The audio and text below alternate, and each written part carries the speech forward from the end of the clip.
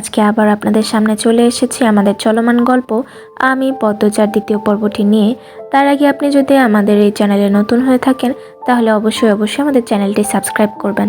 আমাদের চ্যানেলের গল্পগুলো যদি ভালো লেগে থাকে তাহলে লাইক শেয়ার করে পাশে থাকবেন। পরবর্তী পর্বগুলো পেতে বেল বাটনটি প্রেস করে রাখুন। ধন্যবাদ। গল্পের নাম আমি পদ্মজা, পর্ব 2। বাড়িটা মোড়ল বাড়ি নামে পরিচিত।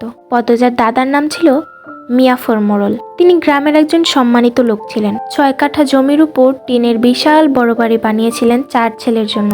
2 ছেলে 16 বছর আগে 1971 সালে যুদ্ধে নিহত হয়েছেন। দুজনই টকবকে যুবক ছিল, আর একজন 8 বছর বয়সে কলেরা রোগে গত হলো।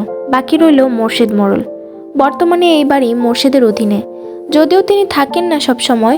পুরো বাড়ির চারপাশ জুড়ে গাছগাছালি, বাড়ির পিছনে নদী। রাত 9টা বাজলে পরিবেশ নিশুতি রাতের রূপ ধারণ করে। রাতের এই নির্জন প্রান্তর ঝিঝি পোকার ডাকে ছেয়ে গেছে। ঝিঝি পোকার সাথে পদ্মজার ভাঙা কান্না মিলে ভৌতিক এক পরিবেশ সৃষ্টি হয়েছে। মনে হচ্ছে কোনো আত্মা তার ইহজীবনে না পাওয়া কোনো বস্তুর শোকে এমন মরা সুর ধরেছে। হেমলতা পদ্মজাকে টেনে পাশে বসান। পদ্মজার ডান হাতের উল্টো পাশ দিয়ে চোখের জল মুছে হেমলতাকে বলল, মামা সৌদিতে যাওয়ার আগের দিন আমাদের সবার দাওয়াত দিয়েছিল না নানা বাড়িতে? খালামণি, ভাই বোনরা যে এসেছিল, সেদিন ঢাকা থেকে যাত্রার লোক এসেছিল স্কুলে, মনে আছে আম্মা? হ্যাঁ মনে আছে।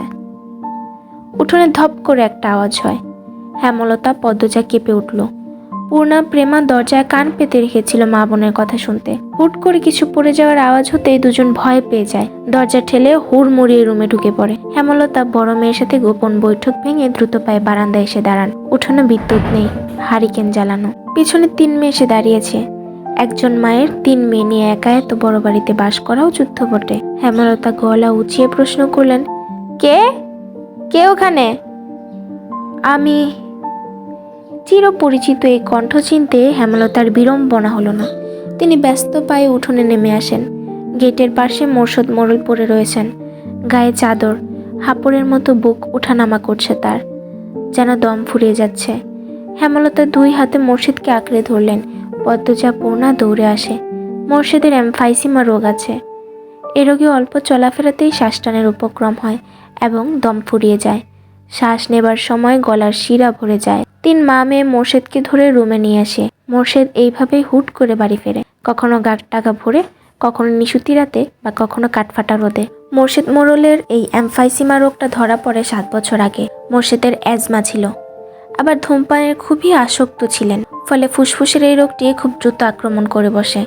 মোর্শেদ খানিকটা সুস্থ হয়ে রাত 1টার দিকে ঘুমলেন। পূর্ণা প্রেমা রুমে গিয়ে শুয়ে পড়েছে। পদ্মজা বারান্দার রুমে ঝিম মেরে বসে আছেন। জানালার বাইরে চোখের দৃষ্টি, জ্যোৎস্না গলে গলে পড়ছে। কি সুন্দর দৃশ্য! পদ্মজার মন বলছে মা আসবে তার খোঁজে, পুরোটা ঘটনা শুনতে আসবেই। সত্যিই তাই হলো। কিছুক্ষণ পরই হেমলতা আসলেন। আম্মা, বাতিটা নিভিয়ে দাও। কণ্ঠ খাদে নামানো। হেমলতা বাতি নিভিয়ে পদ্মজার পাশে বসেন। পদ্মজা তৈরি ছিল, তবু খুব অস্বস্তি হচ্ছে। সে গোপনে দীর্ঘশ্বাস ছাড়ল। পদ্মজা তখন 4র্থ শ্রেণীর ছাত্রী। বয়স 10 বছর ছিল।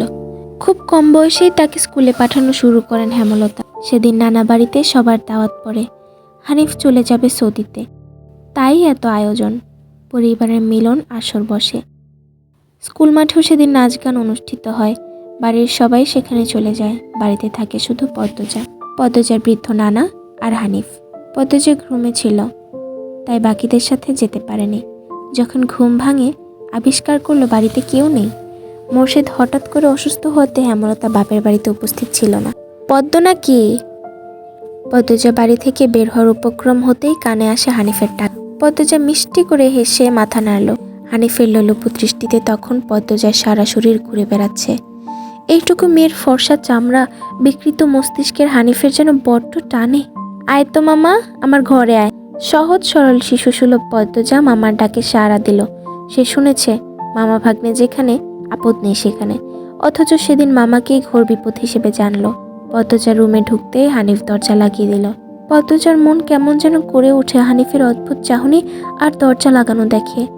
হানিফ কুৎসিত অঙ্গভঙ্গি প্রদর্শন করতে থাকে। পদ্মজার দেখতে খুব খারাপ লাগছে, ভয় করছে। এইদিকে আয়, তোর লগে গল্প করি। হানিফ বিছানায় বসে পদ্মজাকে কাছে ডাকে। পদ্মজা কাছে যেতে সংকোচ বোধ করে। হানিফ পদ্মজার ডান হাত ধরে টেনে কোলে বসায়। তুই জানোস তুই যে সবার থেকে বেশি সুন্দর? হানিফের প্রশ্ন পদ্মজার কানে ঢোকেনি। সে মোচড়াতে থাকে হানিফের কোল থেকে নেমে যাবার জন্য। আপত্তিকর স্পর্শগুলো পদ্মজার খুব খারাপ লাগছে, কাঁদতে ইচ্ছে হচ্ছে। মোচড়াস কেন রে সেরি? শান্তি মতো বইয়া থাক, মামা মেলা থেকে সাজনের জিনিস কিনা দিব। হানিফ শক্ত করে দু হাতে ধরে রেখেছে পদ্মজাকে। পদ্মজা কিছুতেই নামতে পারছিল না। মামা, আমি চলে যাব, কাঁদো কাঁদো হয়ে বলল পদ্মজা। কই যাবি? মামার দ্বারে থাক। হানিফের শক্তপোক্ত হাতের স্পর্শগুলো শুধু অস্বস্তি দিচ্ছে না, স্পর্শকাতর জায়গাগুলো ব্যথায় বিষিয়ে উঠছে। পদ্মজা কেঁদে উঠে ভেজা কণ্ঠে বলল, বাড়ি যাব আমি, ব্যথা পাচ্ছি মামা, ছেড়ে দাও না। হানিফ হাতের বাঁধন নরম করে আদুরি গলায় বলল, আচ্ছা, আর ব্যথা দিব না, কান্দিস না। পদ্মজা চট করে কোল থেকে নেমে পড়ে। হানিফকে তার আজরাইল মনে হচ্ছে। মায়ের কাছে সে আজরাইলের অনেক গল্প শুনেছে। আজরাইল যখন জানিতে আসবে তখন শরীরে খুব কষ্ট অনুভব হবে। এই মুহূর্তে যেন ঠিক তেমনই অনুভূতি হলো। তাহলে তার হানিফ মামাই আজরাইল? পদ্মজা দরজা খুলতে পারবে না, তাই হানিফকে ভীতি কণ্ঠে অনুরোধ করলো, মামা, দরজাটা খুলে দাও না। কেন? আমি তোরে যাইতে কইছি? হানিফের কর্কশ কণ্ঠের ধমকে পদ্মজা ভয় কেঁপে উঠল। তার চোখ বেয়ে জল পড়তে থাকে। হানিফ পদ্মজাকে জোর করে কোলে তুলে নেয়। পদ্মজা কাঁদছে, তার খুব ভয় লাগছে, বারবার বলছে, মামা, আমি বাড়ি যাব। হানিফের তাতে বিন্দু মাত্র ভ্রুক্ষেপ নেই। বাড়িতে কেউ নেই। বৃদ্ধ সৎ বাবা কানে শুনেন না।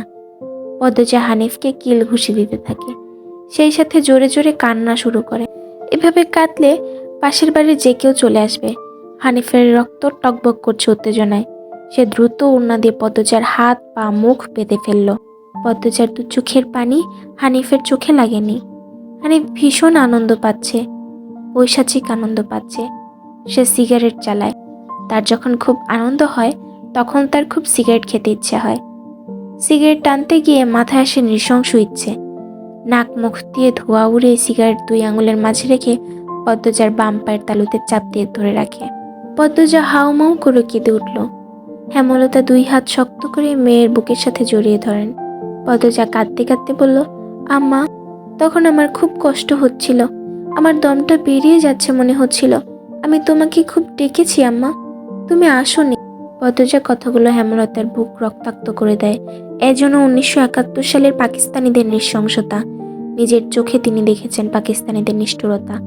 হানিফ আর তার দেখা অত্যাচারী পাকিস্তানিদের মধ্যে কোনো তফাৎ নেই।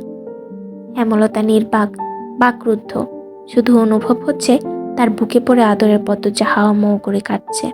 সর্বাঙ্গ যেন কাঁপছে তার। হানিফকে ক্ষত বিক্ষত করে দিতে তার হাত নিষ্পিস করছে। সেদিন একটুর জন্য পদ্মজা ধর্ষণ হয়নি। বাড়িতে সবাই ফিরে এসেছিল। পদ্মজা পোড়া স্থানে যন্ত্রণা সহ্য করতে না পেরে অচেতন হয়। বাকিটুকু আর পদ্মজাকে বলতে হয়নি। হেমলতা জানেন পদ্মজার গা কাঁপিয়ে জ্বর আসে। 21 দিন বিছানায় পড়েছিল। ততদিনে হানিফ দেশ ছেড়ে চলে যায়। পদ্মজার ভয়ে লজ্জায় ঘটনাটি কাউকে বলেনি।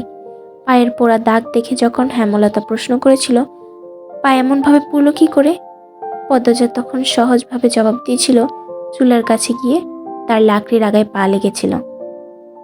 কথাটা পদ্মজা সাজিয়ে রেখেছিল, সাথে অনেক যুক্তি, তাই মিথ্যে বলতে একটুও কাঁপেনি। পুরো ঘটনাটা পদ্মজার বুকে তাজা হয়ে আছে। এই 6 বছরে লুকিয়ে কতবার সে কেঁদেছে, সবসময় চুপ করে কোথাও বসে থেকেছে। হেমলতা মেয়ের নিশ্চুপতা দেখে মাথা ঘামাননি, কারণ পদ্মজা ছোট থেকেই চুপচাপ ছিল। কিন্তু আজ হেমলতার খুব আফসোস হচ্ছে, নিজেকে অপরাধী মনে হচ্ছে। তিনি ভেবেছিলেন তার 3টা মেয়েই তার কাছে খোলা বইয়ের মতো, চাইলেই পড়া যায়। বিশেষ করে পদ্মজাকে বাড়ির পিছনে নদীর বুক দিয়ে তরতর করে বয়ে যাওয়া স্বচ্ছ টলটলে পানির মতো মনে হতো, যার জীবনে অস্বচ্ছতা বলতে কিছুই নেই, সবই সাদামাটা, সবই সহজ সরল। অথচ পদ্মজার জীবনে কত বড় দাগ জলজল করে জ্বলছে, কত বড় ঘটনা লুকিয়েছিল। মেয়েরা কথার লুকিয়ে রাখার সীমাহীন ক্ষমতা নিয়ে জন্মায়। কথাটি নিজের মেয়ের ক্ষেত্রে মাথায় আসেনি। পদ্মজা শান্ত হলে হেমলতা বলেন, পাটা দেখি। পদ্মজা বা পা বিছানায় তুলল। হেমলতা পদ্মজার পা কোলে নিয়ে পোড়া দাগটা দেখেন মনোযোগ দিয়ে। রক্ত টকবক করে ওঠে, রন্ধ্রে রন্ধ্রে হিংস্রতা যেন লুটোপুটি খাচ্ছে। এই পোড়া দাগ হানিফে রক্ত দিয়ে মুছব। কথাটি কত সহজ করে বলেছেন হেমলতা, তবুও পদ্মজা কেঁপে উঠল। কি যেন ছিল কথাটিতে, শরীরের পশম দাঁড়িয়ে পড়ে। হেমলতা বারান্দার রুম ছেড়ে বড় ঘরে ঢুকেন। মিনিট কয়েক পর রামদা ছুরি হাতে নিয়ে উঠানে যান। উঠানের এক পাশে শক্ত পাথর আছে। ছুরিটা পাথরে ঘষতে থাকলেন সাবধানে। ঘষতে ঘষতে পাথর গরম হয়ে আগুনের স্ফুলিঙ্গ দেখা দেয়, মানে ধার হয়ে গেছে। পদ্মজা বারান্দা থেকে দেখছে। অজানা আশঙ্কায় তার বুক কাঁপছে। হেমলতা বারান্দা পেরিয়ে রুমে ঢুকতে যাবে, তখন পদ্মজা উৎকণ্ঠিত গলায় ডাকলো, আম্মা। আন্নার চাচার এক মেয়ে নিখোঁজ, শুনেছিস তো? বড়দের মুখে শুনিসনি? সেই মেয়ের ধর্ষক হানিফ। ধর্ষণের পর পুঁতে ফেলেছে। আনন্দপুরের এই একটা মানুষই এত নৃশংস। আমি তখন ঢাকায় থাকতাম, পড়তাম ঢাকায় থেকে। বাড়ি এসে জানতে পারি ঘটনা। আম্মার অনুরোধ আর কান্নায় আমি সেদিন মুখ খুলিনি। এত বড় পাপ আমি চেপে যাই। সেই শাস্তি আমি ধীরে ধীরে পাচ্ছিলাম, আজ পুরোপুরি পেয়ে গেলাম। আমার পাপের শাস্তি শেষ হয়েছে। হেমলতা কথা শেষ করে জায়গা ত্যাগ করেন। কি ধারালো প্রতিটি বাক্য! হেমলতার মুখ দিয়ে যেন আগুনের স্ফুলিঙ্গ বের হচ্ছে। পদ্মজার মস্তিষ্ক শূন্য হয়ে পড়ে। চলবে। আজ এই পর্যন্তই। পরবর্তী পর্বটি পেতে আমাদের চ্যানেলে চোখ রাখুন। ধন্যবাদ। ভিডিওটি যদি ভালো লেগে থাকে তাহলে একটি লাইক অবশ্যই দিবেন।